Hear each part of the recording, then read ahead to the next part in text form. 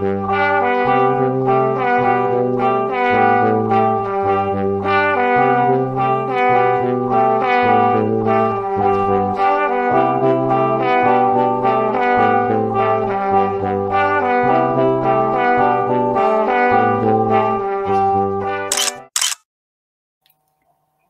querida, alegria do encontro, sou Nina Veiga e estou aqui no canal Paz e Bem, a produzir conhecimento a partir da antroposofia da imanência, num ativismo delicado por uma estética da vida viva. E hoje estamos com o nosso programa, que tem como título Antroposofia da imanência, ativismo delicado por uma estética da vida viva.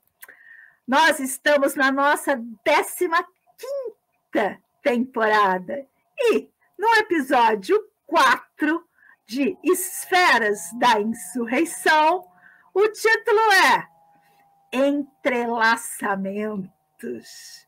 Começo dizendo do modo de ser do programa.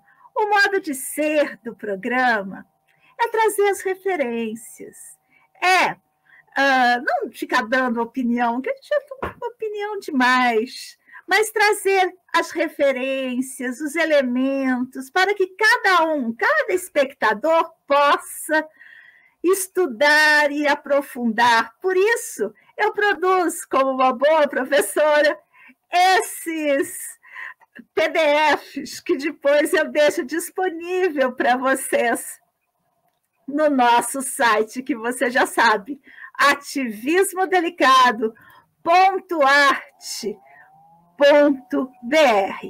E também quero trazer o efeito de sentido pretendido nessa temporada, nessa 15ª temporada. Fazer ver que existe. Tem coisas tão complexas, tão próximas de nós. E, às vezes, no nosso cotidiano, parece que não tem saída certas questões, que é bom saber que tem gente que pensa sobre isso, que tem gente que está investigando tais assuntos. Essa é a nossa vontade. Assuntos complexos, assuntos fortes, que a nossa autora Sueli Ronick traz e vem acompanhada de alguns outros autores também. Então, vamos começar pelo... deixa eu mudar assim, vocês veem melhor. Um alerta que dá tom ao episódio. E vem da citação do Comitê Invisível. Eu comecei a ver, fui lá pesquisar para trazer para vocês e fiquei até com vontade de fazer uma temporada sobre o Comitê Invisível. E aí nós vamos fazer uma pequena digressão para eu apresentar para vocês. Mas vamos à citação que está na página 99 do nosso livro Esferas da Insurreição. Selecionou Sueli Ronick do texto do Comitê Invisível. Diz assim: o esgotamento dos recursos naturais provavelmente está muito menos avançado do que o esgotamento dos recursos subjetivos, dos recursos vitais que atinge nossos contemporâneos. Forte isso, né? Se nos satisfazemos tanto em detalhar a devastação do ambiente, é também para cobrir a assustadora ruína das subjetividades. Cada maré negra, cada planície estéril, cada extinção de espécies é uma imagem das almas em farrapos, um reflexo de nossa ausência de mundo, de nossa impotência íntima para habitá-lo. Não quero ninguém chorando aqui, mas é tão importante essa citação. Vou trazer a apresentação do Comitê Invisível Por quê? Pela escola de ativismo, um outro endereço importante. Todos eles, gente, está lá no nosso acervo. Na escola de ativismo, eles trazem essa imagem, o homem com a câmera. E eu trouxe A Insurreição que Vem, que é um livro de apresentação do Comitê Invisível, que diz que é um folheto político francês que descreve a hipótese de um colapso iminente da cultura capitalista. Foi escrito pelo Comitê Invisível, um grupo anônimo de contribuintes, e publicado pela primeira vez em 2007. O ensaio A Insurreição que Vem pretende explicar como e por que a insurreição é necessária e até mesmo como ela é inevitável. Outro texto bom, A Insurreição que Vem, vai estar lá, o texto completinho, tá bem? 180 páginas do livro vai estar no nosso acervo. Outro link que vai estar para conhecer o Comitê Invisível é esse texto, Comitê Invisível, Sociedade em Crise, que está lá no site do Razão Inadequada. Também ótima referência que eu sempre cito aqui no canal. Resolvi. Comecei e não consegui parar. Não existem insurreições democráticas. Este é um texto adaptado para nós aqui do Brasil. Por isso que eu achei interessante trazer, também está na íntegra, são 40 páginas lá no nosso acervo. O título original do Comitê Invisível é Eles querem nos obrigar a governar, mas não vamos cair nessa provocação. E traz fisionomia das insurreições contemporâneas. Não existem insurreições democráticas. 3, a democracia não é mais do que o governo em estado puro. 4, teoria da destituição. É para quem está querendo mesmo entender esse nosso contemporâneo por esse viés político. E aí eu trouxe um pedacinho. Quando se diz que o povo está na rua, não se trata de um povo que existisse previamente. Olha que ideia interessante. Pelo contrário, trata-se do povo que previamente faltava. Eu demorei nessa frase, sabe? Porque ela tira a gente um pouco do lugar. Ela não tem um lugar comum. Não é o povo que produz a insurreição. É a insurreição que produz o seu povo, suscitando a experiência e a inteligência comuns, o tecido humano e a linguagem da vida real, entretanto desaparecidas. Se as revoluções do passado prometiam uma vida nova, as insurreições contemporâneas fornecem as ferramentas. E é nessas ferramentas que eu estou interessada. Selecionei uma frase sozinha para a gente olhar para ela muito.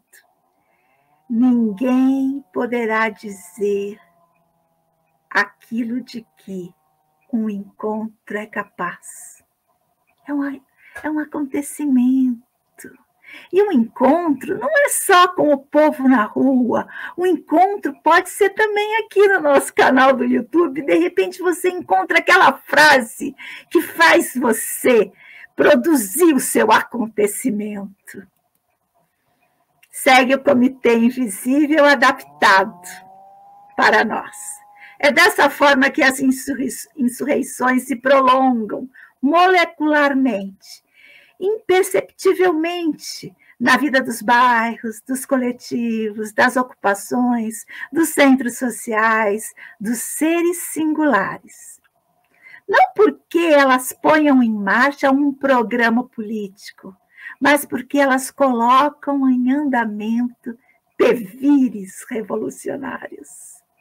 Porque aquilo que se viveu fica a brilhar com uma tal intensidade que aqueles que o experienciaram se tornam fiéis, não se querem separar. Antes, construir de fato o que agora faz falta à sua vida de antes. Experimentaram a rua no sentido da potência e agora querem construir um mundo onde essa potência seja possível. É o que eu penso sobre esse trecho. Bem, vamos trazer a nossa autora querida. Hoje eu trouxe ela em espanhol. Todos esses fragmentos que eu estou trazendo dela são péssimos.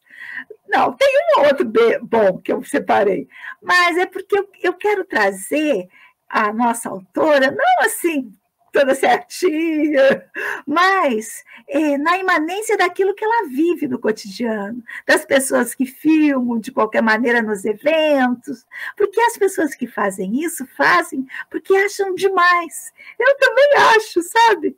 Hoje eu trouxe ela aqui, a nossa autora, nesse vídeo que eu vou soltar para vocês agora. Essa coisa de cair no binarismo entre micro e macropolítica é gravíssima. Por isso, faz parte de que estamos estruturados segundo um inconsciente colonial capitalista. E quando eu chamo antropofalo, ego, logo, cêntrico, não? Só podemos pensar em termos de oposição e de dialética, máximo dialético, não? Porque o que é muito importante nessa questão toda aí, em lo que temos que construir aí como perspectiva de mirada, é que a resistência micropolítica não é algo que se hace desde fora do sujeito, é algo que se hace em la fricción, desde la fricción de las formas existentes de existência em plano molar, e de isso que está pressionando desde o plano molecular, que não é de inspiração divina, sino que as forças do presente, que tipo de coisas estão ponendo aí que pressionam a forma de realidade naquele momento, não? E há uma frase, tu hablaste de inconsciente pulsional, não? Eu poderia dizer que me gusta essa ideia, porque creio que queda muito mais claro que o inconsciente, se tomo a imagem dos guaranis, o inconsciente seria este plano de germinação. Mas também há uma outra imagem que me gusta, que é distinto de germinação, que o inconsciente é uma fábrica de mundos. É muita potência, não? Vamos às nossas colaboradoras. Então, vocês já sabem, eu estava lá nesse marasmo, e aí pedi ajuda e a ajuda veio. E uma das ajudas é em som, Dulcinéia Pinto. Dessa vez eu estava escutando, ela estava chateada com a nossa autora, reclamando um pouco, e ela trouxe umas perguntas que eu vou deixar, só as perguntas aqui para nós. Diz a autora, né? Todo processo revolucionário não é mais do que uma introdução de um hiato. E a Dulcinéia Pinto pergunta, e não foi sempre assim? Aí ela cita a Revolução Francesa, aí ela cita todas as revoluções, que ela ainda não pegou como que é a abertura desse processo revolucionário quando ele é micro-revolucionário, que é o que ela está interessada. E aí ela diz, a Dulcinéia, se o capitalismo for um rizoma, aí eu tive vontade de parar de ouvir. Porque a gente sempre pensa no conceito do rizoma, porque é um conceito lá em Deleuze e Guattari, como algo importante no sentido das micropolíticas, no sentido de que os capins também têm valor. E ela inverte isso e diz, e eu acho que ela tem razão. E se o capitalismo for um rizoma? Matar um pedaço dele, diz Dulcinéia Pinto, não adiantaria, pois a rede continuaria. E aí ela declara, é preciso transmutá-lo. Mas dizem que é mais fácil imaginar o fim do mundo do que o fim do capitalismo. Meu jabá, vocês já sabem, eu tenho um podcast com essa portuguesa lá de Porto. Navegar é preciso. Olha, não é por nada não, mas as nossas conversas são dessubjetivantes, são muito boas mesmo, eu gosto. E eu nem sempre gosto daquilo que eu faço, sou crítica demais, mas vou indo, porque vez ou outra eu recebo uns feedbacks que me fazem continuar, sabe? Me alegram e me fazem continuar. Olivia Gonzalez é uma escritora. Hoje eu trouxe uma coisa que ela me mandou pelo WhatsApp, que diz assim, é uma citação do Cremar. Nós temos de ter coragem de ser radicalmente vivos e não negociar sobrevivência. Ele tem lugar de fala para dizer isso. E nós temos que admirar. E aí, ela escreveu muito. Eu trouxe tudo para honrar a escrita dela, mas vou citar só alguns trechos. O primeiro é esse aqui. O conceito colonial capitalístico que se origina do preceito de que a força vital é a base de troca desigual do capitalismo, ou seja, eu vendo minha força de trabalho para minha subsistência. Porém, minha existência é cada vez mais subaproveitada. E o capital de quem me emprega é cada vez mais superaproveitado, valorizado e consistente. Há algo errado nessa troca. E aí ela escreveu muito mesmo, mas tem uma coisa que eu deixei para vocês lerem, tá? Está no PDF lá no site. Aí ela fala uma coisa que eu acho importante, ela traz a citação da Ronick.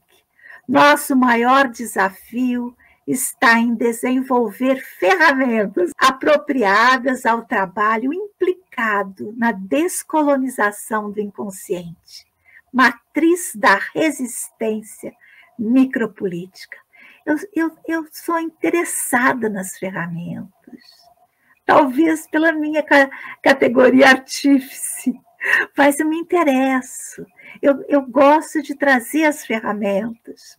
Ela coloca aqui, a seguir 7 pontos a serem observados na macro e micropolítica. Acho legal essa lista que ela trouxe. Foco. Então, ponto 1, foco. Macropolítica se situa no âmbito do sujeito, o Estado e suas leis. Micropolítica, está mostrando as diferenças, dá para ver? Situa-se na tensão entre o sujeito e o fora do sujeito, o si e o mundo, força vital e biosfera, conjunto de seres vivos que habitam o planeta. Segundo ponto. 2. Agentes em potencial. Na macropolítica, apenas os humanos. Na micropolítica, humanos e não humanos, até mesmo os objetos, todos são agentes em potencial.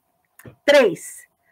O que move seus agentes na macro é a vontade de denunciar em palavras e ações as injustiças próprias à distribuição de direito nas formas de mundos vigentes. Macropolítica é assim.